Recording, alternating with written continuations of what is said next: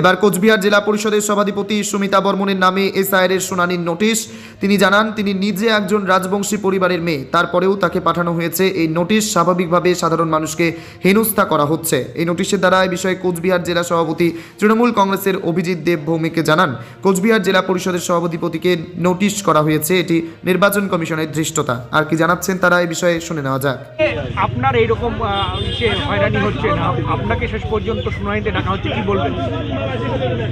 এখানে আমি শুধু না, আমি এখানকার কুচবিহারে ভূমিপুত্র, আমার বাবা এই কুচবিহারে ভূমিপুত্র, আমাদের সব কিছু ডকুমেন্টস থাকাতে এই নোটিশ এসেছে।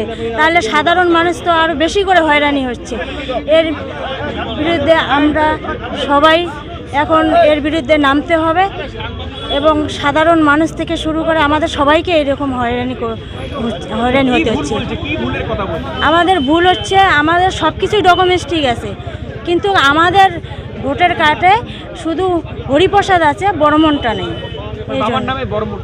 হ্যাঁ, টাইটেলটা নেই। এটা তো নির্বাচন কমিশনেরই ভুল। হ্যাঁ, এটা নির্বাচন কমিশনের ভুল।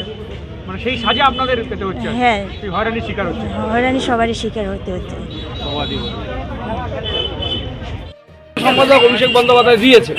আপনারা জানেন যে রাজ্যে যারা প্রমিনেন্ট লিডার, এমএলএ, এমপি, তাদের নামে নোটিশ হয়েছে। এবারে কুচবিহারের সভাধিপতির নামে নোটিশ।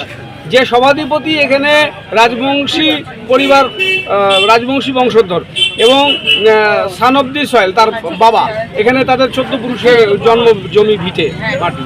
এখন সেই রাজবংশী পরিবারের মেয়ে জেলার সভাধিপতি, তাকে নোটিশ করেছে।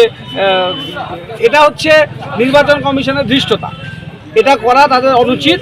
অনৈতিকভাবে ভোটার তালিকা থেকে নাম বাদ দিতে গিয়ে এমন এমন প্রমিনেন্ট ফিগারদেরও নাম চলে আসছে, যেটা নির্বাচন কমিশন লজ্জায় মুখ লুকোবার জায়গা পাবে না। 14 তারিখে চূড়ান্ত ভোটার তালিকা ঘোষণাতেই দেখা যাবে যে এদের পক্ষপাত কতখানি আছে।